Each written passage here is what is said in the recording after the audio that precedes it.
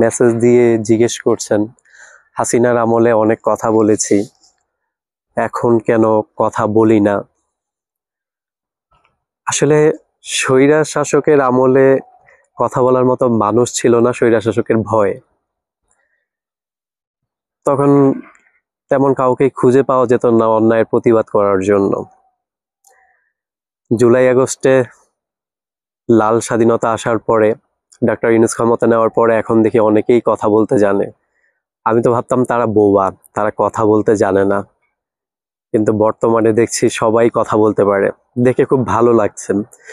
আসলে যারা তাজা রক্ত দিয়ে এই লাল স্বাধীনতা এনে দিয়েছে, তারা ঠিক এমন বাংলাদেশটাই চেয়েছিল। আজকে সবাই কথা বলতে পারে। তা আজকে যেহেতু সবাই কথা বলতে পারে, সেই সময়টা যে তো কথা বলার মানুষ ছিল না, তো এখন তো সবাই কথা বলতে পারে, এখন আমাদের কথা না বললেও হয়।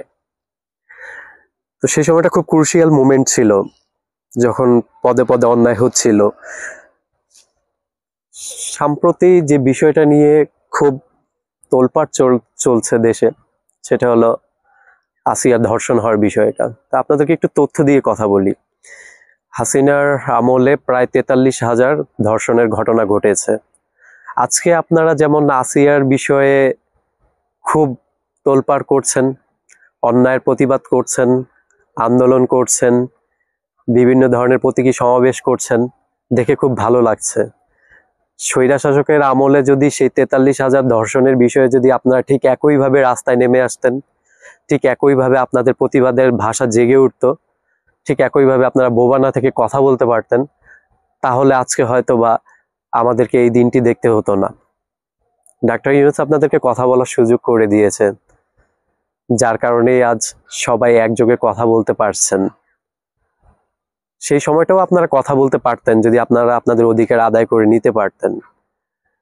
আপনাদের মনে পড়ে কিনা জানি না, নোয়াখালীতে আওয়ামী লীগের নৌকা মার্কায় ভোট না দেওয়ার কারণে এক গৃহবধূকে যুবলীগের কয়েকজন মিলে ধর্ষণ করেছিল। কই, তখন তো আপনাদেরকে রাস্তায় নেমে প্রতিবাদ করতে দেখিনি। তখন তো সামাজিক যোগাযোগ মাধ্যম গরম করতে দেখিনি আজ যেমনটা করছেন। আজ স্বাধীনতা পেয়েছেন বলেই তো আপনারা অনেক কথা বলতে পারছেন। তো ওইসব ক্রুশিয়াল মোমেন্টে আমরা যারা কথা বলেছি, এখন আমাদের কথা না বললেও চলবে, কারণ যেটা দরকার ছিল সেটা হয়েছে। আওয়ামী লীগ বুঝি না, বিএনপি বুঝি না, ডাক্তার ইউনূস বুঝি না, যখন যে সরকারি ক্ষমতায় থাকুক না কেন, আমরা চাই অন্যায়ের প্রতিবাদ হোক। সব সরকারি দোষ ত্রুটি থাকতে পারে, সেই দোষ ত্রুটি নিয়ে আমরা সবাই সবসময় কথা বলবো। সবাই একযোগে যখন প্রতিবাদ করব, আমার বিশ্বাস কোনো সরকার আর স্বৈরাচার হতে পারবে না। আজকে যেমন সবাই একযোগে কথা বলছেন, আমরা চাই সবসময় এভাবে আমরা সবাই কথা বলি। সরকারকে সেটা আমাদের দেখার দরকার নাই, আমরা তো সরকারের আসনে বসে নেই, বা আমরা যারা সাধারণ জনগণ আছি আমরা কেউ সরকারের পক্ষেও নই, বিপক্ষেও নই। আমরা সরকারের ভালোটার পক্ষে কথা বলবো, সরকারের খারাপটার বিপক্ষে কথা বলবো। আজকে শুধু আসিয়া নিয়ে পড়ে থাকলে আমাদের চলবে না। সারা বাংলাদেশে আসিয়া ছাড়াও আসিয়ার বয়সী এবং বিভিন্ন বয়সী নারী ধর্ষণের শিকার হচ্ছে। আর এটা আমাদের দেশে নতুন কিছু তা কিন্তু নয়, বছরের পর বছর এটা হয়ে আসছে।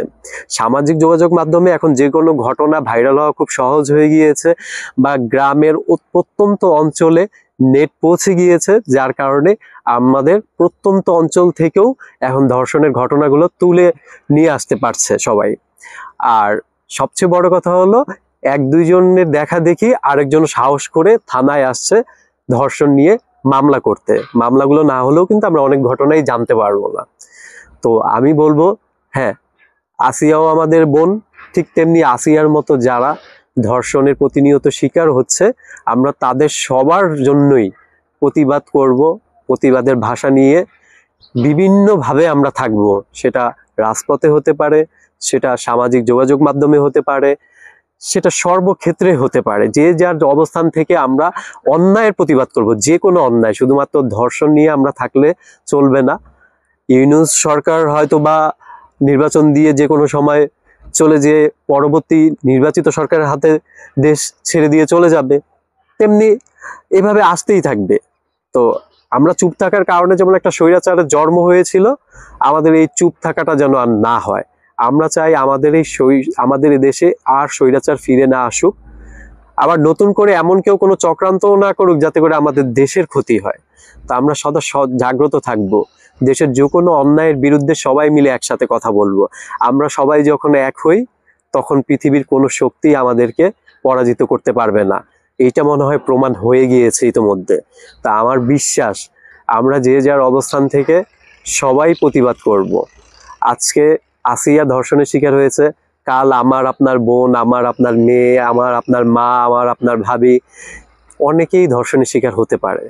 তা আমরা যদি সবাই সবার জায়গা থেকে প্রতিবাদ না করি, তাহলে এইভাবেই দেশ চলবে, আর এইভাবেই অপরাধীরা পার পেয়ে যাবে। আমাদের প্রতিবাদের ভাষা যত কঠিন হবে, তত যে সরকারি ক্ষমতায় থাকুক তারা চাপে থাকবে, তারা অন্যায়কারীর বিরুদ্ধে সাজা দেওয়ার জন্য বাধ্য হবে এবং আইনকে আরো কঠোরভাবে প্রয়োগ করতে তারা বাধ্য হবে।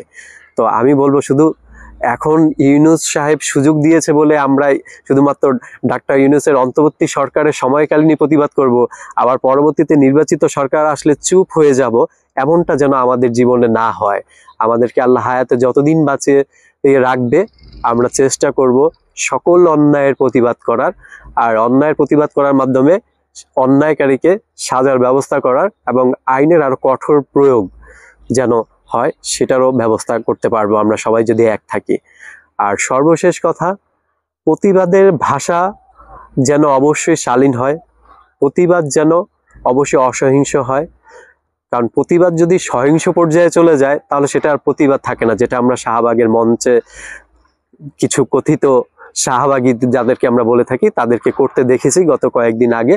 তো প্রতিবাদের ভাষা যেন অবশ্যই শালীনতা বজায় থাকে এবং সেটা অসহিংস হয়।